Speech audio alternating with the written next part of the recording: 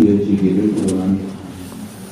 은혜라고 하는 말을 구어사전적 의미로 보면 사랑으로 베풀어주는 신세나 혜택을 구어사전에서 은혜라고 말합니다. 무슨 말이죠? 다른 사람으로부터 내가 사랑을 받았어요. 신세를 지게 되었어요. 다른 사람으로부터 혜택을 받았어요. 그때 우리가 사용하는 어휘는 은혜 받았다. 은혜라고 하는 단어를 사용합니다.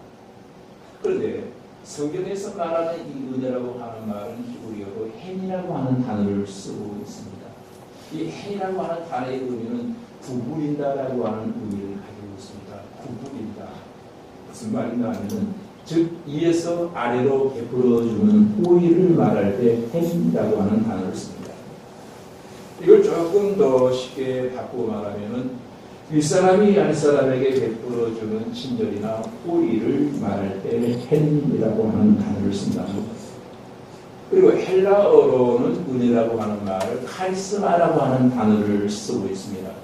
이 카리스마라고 하는 단어는 하나님께서 조건 없이 주시는 선물이다라고 할 때 카리스마라고 하는 단어를 쓰고 합니다. 구약 성경과 신약 성경의 원어를 풀어서 이 본문 은혜라고 하는 단어를 해석해 보았을 때 받을 자격이 없는 우리 죄인들에게 베풀어 주시는 하나님의 선물을 은혜라고 말할 수 있을 거예요. 그러므로 세상 사람들이 사용하는 은혜와 그리스도인이 사용하는 은혜의 의미는 비슷한 것 같은데 하늘과 땅 차이만큼 갭이 커요. 그래서 오늘은 은혜가 과연 어떤 것인지에 대해서 여러분에게 말씀을 전하려고 합니다. 우리 은혜라고 하는 말 많이 쓰잖아요. 자, 십자가와 그리스도는 하나님의 은혜입니다. 무슨 말씀인지 알겠습니까? 우리 인간들에게 베푸시는 하나님의 모든 은총이 다 은혜. 그런데 이 하나님의 은혜에는 일반 은혜가 있고 특별 은혜가 있습니다. 일반 은혜는 또 보편적 은혜라고 말하기도 하는데 이 보편적 은혜는 악인과 선인 즉 모든 인류에게 베푸시는 자연 은총, 자연 은혜라고 말하기도 합니다. 이 시간 우리 마태복음 12장 45절을 한번 찾아보십시다. 이 보편적인 은혜, 일반 은혜의 의미를 바로 알기 위해서는 마태복음 12장 45절을 한번 찾아보겠습니다. 자, 시작. 12장, 마태복음 12장 45절 시작. 이에 가서 저보다 더 악한 귀신이 돌을 데리고 들어와서 보았니 그 사람이 가진 형편이 전보다 더욱 심하게 되더라. 이러한 세대가 또한 이렇게 되리라. 여러분, 하나님의 은혜는 사실 악인에게나 선인에게나 동일하게 비춰주거든요. 의로운 자에게나 부유한 자에게나 동일하게 비춰준다는 거예요. 그래서 이 자연 은혜는 모든 인류에게 베푸시는 은혜로 천지 만물을 창조하시고 인간에게 또한 그 천지 만물을 다 허락하시고 지금도 하나님은 살아계셔서 하나님의 말씀으로 만물을 붙잡고 또 그 만물을 운행하시며 또 우주와 지구가 하나님의 장중에 있을 때 이것은 멸망치 않게 됩니다.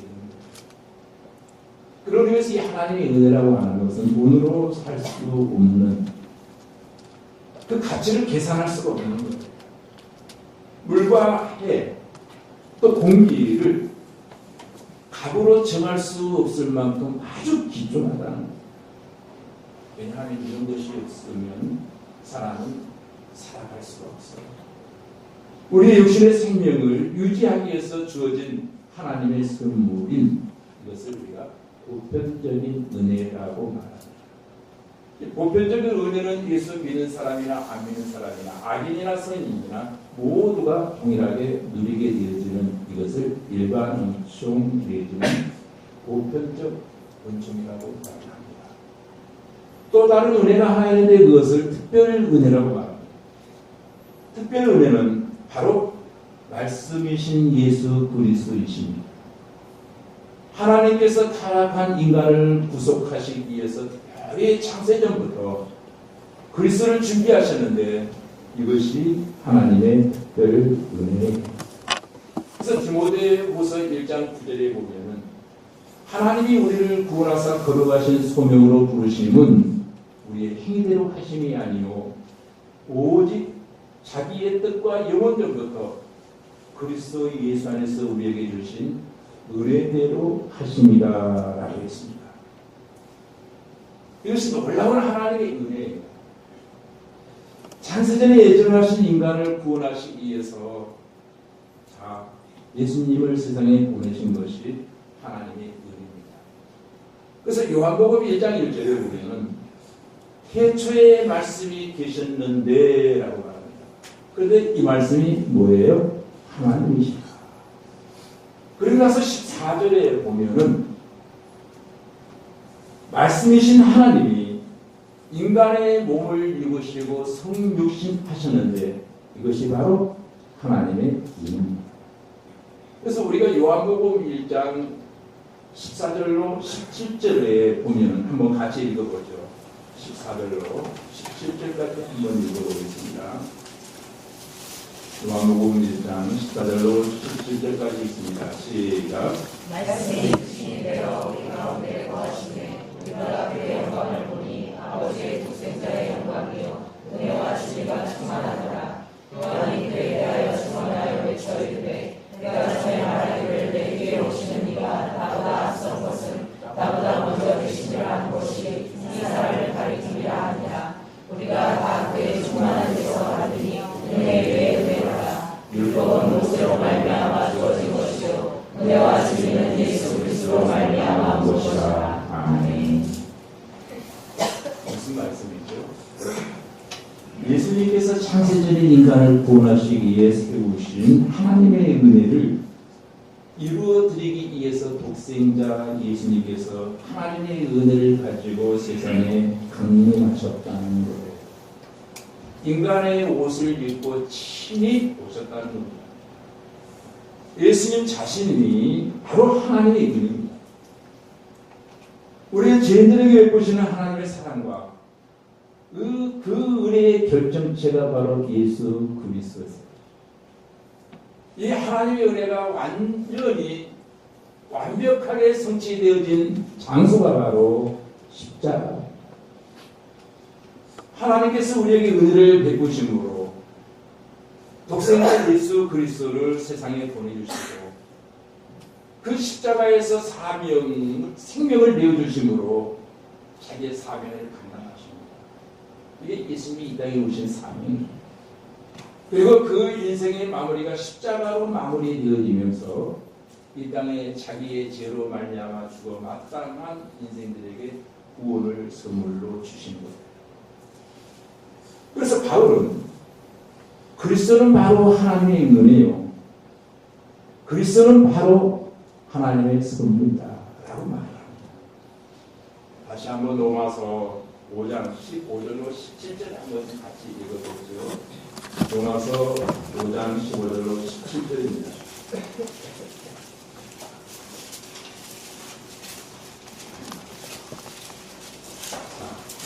이 본문은 꼭 읽어야 돼요. 시작. 인사는 그 범죄와 같지 아니하니 곧 한 사람의 범죄를 인하여 많은 사람이 죽었음을 또 하나님의 은혜와 또한 한 사람 예수 그리스도의 은혜로 말미암아 사람을 많은 사람이 영주선이니라. 또 이 선물은 은혜한 한 사람으로 말미암은 것과 같지 아니하니 심판은 한 사람으로 말미암아 정죄에 이르렀으나 은사는 많은 범죄로 말미암아 의롭다 하심에 이르니라. 한 사람의 범죄로 말미암아 사망이 그 한 사람을 통하여 왕노릇 되었으니 더욱 은혜와 의의 선물을 넘치게 받은 자들은 그 예수 그리스도를 통하여 생명 안에서 왕노릇 하리로다. 아멘. 우리는 우리의 노력이나 행위로 구원받은 것이 아니다. 우리의 구원은 오직 하나님의 은혜로 주어주신 주어진 십자가와 그리스도를 믿음으로 구원을 선물로 받는다. 오른쪽의 선물은 아무나 받을 수 있는 것이 아니라 예수 그리스도를 믿을 때 십자가를 우리가 선물로 받는다. 이 사실을 너무도 잘 알고 있던 바울이 에베소서 2장 5절에 말합니다.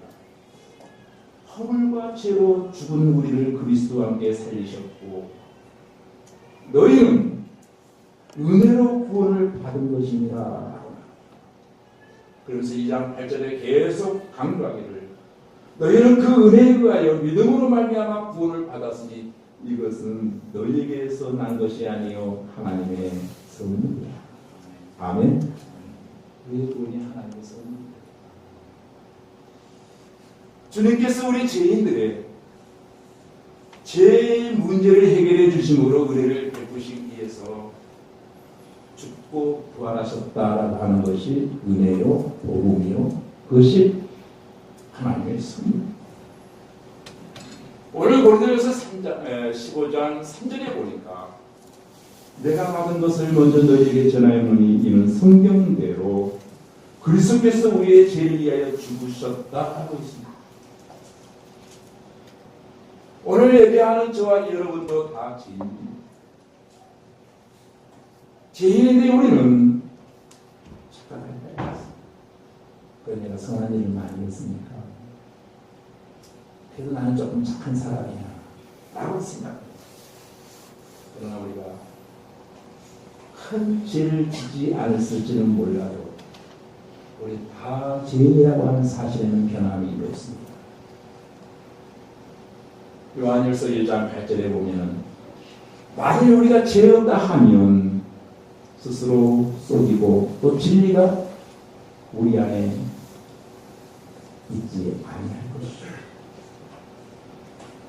죄인이 죄 없다 말하면 그 안에 진리가 없는 사람입니다. 다 죄인입니다. 이 세상에 의인은 온전히 하나도 없고 모든 사람은 다 죄인이라는 사실. 이 세상의 모든 인류는 첫 번째 사람 아담으로부터 죄성을 물려받았기 때문에 죄가 없는 사람은 아무도 없어요. 그러나 그리스도께서 우리의 죄를 구원하시기 위해서 십자가에서 죽으심으로 우리를 자기의 죄에서 구원하셨는데 이것이 바로 전적인 하나님의 은혜요 선물입니다. 중요한 것은 우리가 받은 은혜는 값비싼 대가를 치르고 주어진 선물입니다. 하나님께서는 인간의 죄의 값을 지불하기 위해서 친히 십자가를 지십니다. 존귀한 주님의 피값으로 우리의 죄값을 지불하셨습니다. 물론 믿지 않는 사람들은 예수의 피값의 가치를 잘 몰라요. 예수의 보혈의 그 피값을 돈으로 환산할 수가 없습니다. 하나님께서 우리에게 선물로 예수 그리스도를 주셨다. 그 예수 그리스도를 믿으면 이미 하나님의 은혜가 내 안에 임하는 거고 우리의 죄를 속량해 주신다라고 했습니다. 속량, 속죄, 속량이라고 하는 말이 보면 델리트, 삭제시켜 주신다는 그런 의미를 가지고 있습니다. 그러므로 우리는 날마다 십자가에서 베풀어 주신 하나님과 주님의 은혜를 날마다 찬양하며 살아야 될 줄로 믿습니다. 여러분 모두 하나님이 십자가에 내어주신 독생자 예수를 믿음으로 이미 저와 여러분 은혜를 받았으니 이제 하나님의 은혜를 누리며 날마다 증거하며 사실 수 있기를 주님의 이름으로 축복합니다. 이제 그런 의미에서 그리스도인은 하나님의 은혜로 사는 사람들이에요. 은혜를 받았잖아요. 우리 인간은 연약하기 때문에 하나님께서 은혜로 도와주시지 아니하시면 우리는 스스로 살아갈 수 없는 존재입니다. 왜냐하면 성도의 가는 길을 방해하는 악한 세력이 늘 우리 앞에 존재하고, 또 우리는 아담으로부터 물려받은 그 죄성이 우리 안에 머물러 있기 때문에 세상으로부터 오는 유혹과 정욕을 이길 힘이 우리에게는 없어요.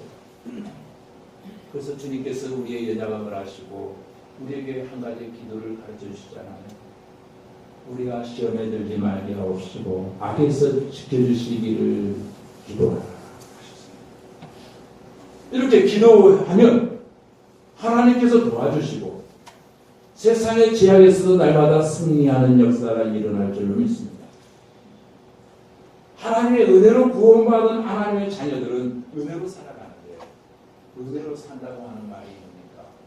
날마다 하나님의 보좌를 바라보고 주님을 사모하며 하나님의 은혜 받기를 날마다 소원하며 사는 사람들이 바로 크리스찬입니다. 얼마 전에 크리스찬이라고 하는 말의 의미를 제가 해석했던 적이 있습니다. 크리스티아니안스라고 하는 단어를 해석하면서 그것은 그리스도께 속한 사람들, 우리의 소속은 그리스도께 속한 자들, 그리스도 안에 뿌리를 내린 사람들을 그리스도인이라고 합니다. 그리스도인들의 일상, 초대 교회가 말하는 그리스도인의 일상생활은 낮에는 그리스도만을 생각하고 그리스도를 위해서 일하고 그리스도를 위해서 헌신하고 그리스도를 위해서 충성하다가 밤이 되면 그리스도로 꿈을 꾸고 그리스도를 악망하는 사람들, 이것이 초대 교회에 그쳐졌던 크리스찬의 분위기였습니다. 그러니까 성도는 하나님의 은혜로 산다는 거예요. 그렇기 때문에 하나님이 때마다 이제마다 은혜를 베풀어 주심으로 도와주지 아니하시면 우리는 늘 나약한 존재가 되어질 수밖에 없습니다. 우리 자신이 연약하여 깨어지기 쉬운 질것이라고 하는 사실을 깨닫고 인정한 사람은 자신의 힘으로 세상을 살아가는 것이 아니라 전적인 하나님의 도우심과 은혜로 인하여 능력을 받고 살아갑니다. 그래서 바울은 자신이 연약할 때 능력 주시는 자이니 그리스도로 말미암아 능력을 받고 살기 때문에 그는 약할 때 강하게 되어진다라고 하는 고백을 합니다. 항상 주님의 은혜를 베풀어 주시기 때문에 주님의 동일과 은혜를 받기 위해서 하나님의 은혜의 보좌에 늘 담대히 나아가야 될 줄로 믿습니다. 무슨 말인가 하면 유리서 4장 16절에 보면 그러므로 우리는 부면하심을 받고 때를 따라 돕는 은혜를 얻기 위하여 은혜의 보좌 앞에 담대히 나아갈지니라 라고 있습니다. 왜 예배합니까? 구원받았는데 왜 예배하는 거예요? 구원받았으면 예배하지 않아도 되잖아요. 그러나 히브리서 4장 16절 은혜를 매일 공급받기 위해서는 은혜의 보좌를 향하여 담대히 나아가라. 그분만이 우리가 세상을 이길 수 있는 은혜를 베푸실 수 있기 때문에 하나님의 보좌를 씌운 자라고 말합니다. 우리는 때를 따라 돕는 은혜를 받기 위해서 하나님의 은혜의 보좌 씌운 자를 향하여 날마다 나아가야 된다는 겁니다. 나아갈 때 우리의 자세는 하나님 나는 부족합니다. 하나님 나는 연약합니다. 하나님 나는 아무것도 할 수 없습니다. 은혜의 보좌 앞에 나가는 사람은 자기 자신을 날마다 낮추고 하나님의 은혜가 아니면, 하나님의 돌보심이 아니면, 하나님이 오늘 여기에 감당할 수 있는 능력 주시지 아니하시면 나는 하나님 아무것도 할 수 없습니다. 이런 자세를 가져요. 로마서 8장 32절에 이렇게 말하죠. 자기 아들을 아끼지 아니하시고 우리 모든 사람을 위하여 내어주시니까 어찌 그 아들과 함께 모든 것을 우리에게 주시지 아니하겠느냐. 하나님께서 여러분 십자가의 은혜로 독생자를 내어주셨는데 그 밖에 모든 것들 하나님의 아들보다 귀하지 않기 때문에 당연히 은사로 주신다라고 하는 약속의 말씀입니다. 이 모든 것은 하나님의 아들보다는 귀하지 않다는 거예요.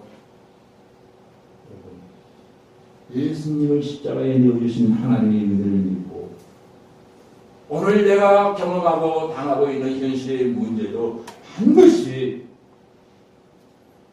하나님이 해결해 주신다고 하는 확신을 가질 때에 그 문제는 이미 내 마음속에서 문제가 되지 않을 줄로 믿습니다.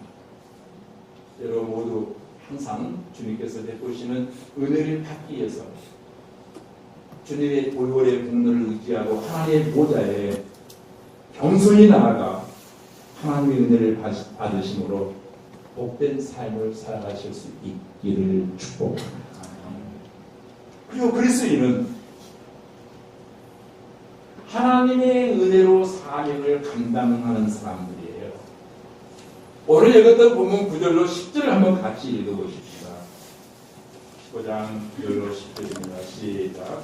나는 가족 중에 가장 작은 자라. 나는 하나님의 은혜를 받게 하였으므로 선한 중한 받기를 감당하지 못할 자니라. 그러나 내가 나 된 것은 하나님의 은혜로 된 것이니 내게 주신 그의 은혜가 막되지 아니하여 내가 모든 사람보다 더 많이 수고하였으나 내가 한 것이 아니요 오직 나와 함께 하신 하나님의 은혜로라. 아멘.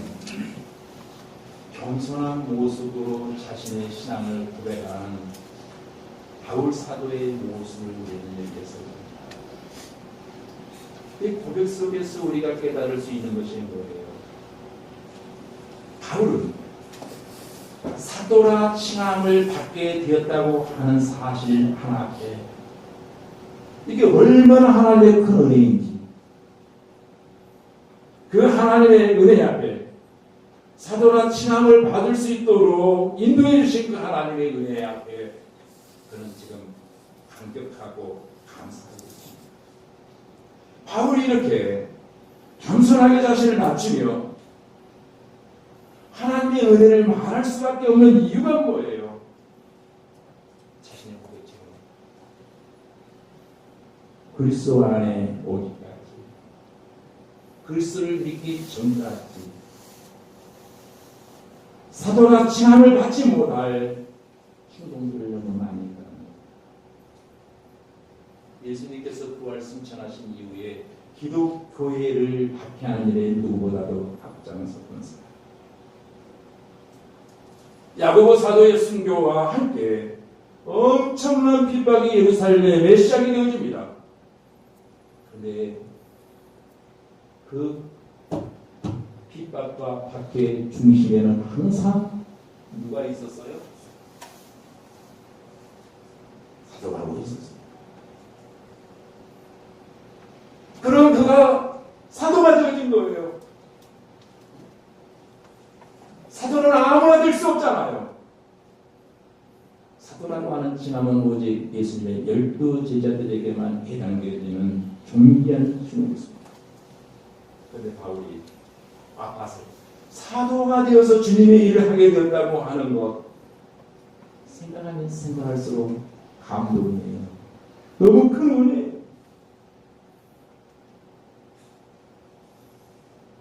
바울이 주님을 믿기 전의 행위를 보십시오. 도저히 하나님의 일을 맡길 수 없는 자임에도 불구하고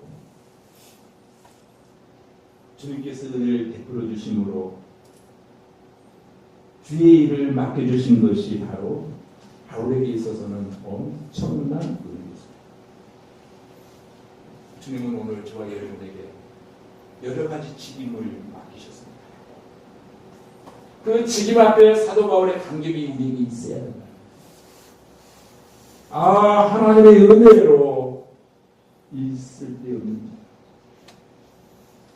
우리 부르는 찬송가의 가사처럼 우리의 과거 힘든 것이었습니다. 정말 내가 나를 바라보아도 쓸데없는 게 아니었습니다. 하나님 보시기에 정말 쓸모없는 자였잖아요. 그런데 그 전능하신 하나님이 저와 여러분을 부르시고 혹은 목사가 되게 하시고 혹은 장로가 되게 하시고 혹은 권사가 되게 하시고 혹은 집사가 되게 하시고 혹은 성도가 되게 하셨습니다. 우리는 그 직분을 소홀히 여기고 왜 이런 걸 나에게 시켰느냐. 직분을 경히 여길 때가 너무도 많아. 이게 다 하나님의 은혜인데 하나님의 은혜를 깨닫지 못하니까 직분 앞에 직분을 경히 여기는 애서의 마음으로 직분을 알아볼 때가 좀 있습니다. 오늘 본문에 나오는 바울은 기독교의 역사상 가장 많이 수고한 사람이에요. 가장 많은 일이 있습니다. 그리고 가장 많은 성경을 기록했습니다. 가장 많은 지역을 돌아다니며 가장 많은 사람을 만나며 그런 복음을 전했습니다. 또 가장 많은 핍박도 받았습니다. 가장 많은 교회를 세웠습니다. 가장 많은 제자를 가졌습니다. 그런데도 다 그 많은 고난과 환난과 핍박을 감수하고 하나님의 은혜가 그로 하여금 승리하였다.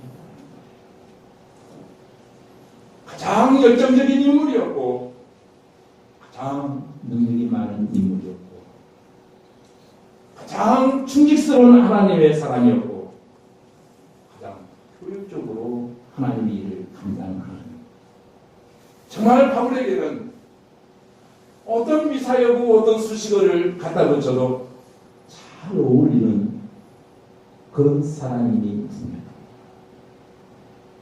그런데 그 바울이 고백합니다. 이 모든 것은 내가 한 것이 아닙니다. 오직 나와 함께 하신 하나님의 은혜입니다. 아멘. 이런 고백이 여러분에게 있어지기를 주님의 이름으로 축복합니다. 처음에는 곧잘 하나님의 은혜입니다 하다가 그것을 우리 바꾸어버리는 사람들이 너무 많습니다. 근데 바울의 이 고백은 단순한 감성적인 표현이 아니에요. 그의 마음속 깊은 곳에서 우러나오는 믿음의 고백이었습니다. 하나님이 우리를 구원하시고 직임을 주시고 사명을 주시는 것, 이것이 하나님의 은혜로 여러분 고백되어지기를 주님의 이름으로 축원합니다. 우리는 주님께 구속받은 자가 되어서 그리스도의 사람이 되었습니다. 그렇죠. 우리가 주님을 믿기 전에는 마귀에게 보로로 잡혀서 흉악한 결박에 매인받은 삶을 살았잖아요. 그런데 그 십자가의 은혜를 이제 예수 그리스도를 믿음으로 말미암아 저와 여러분은 성령께 사로잡힌 자가 되어진 줄로 믿습니다. 주님께서는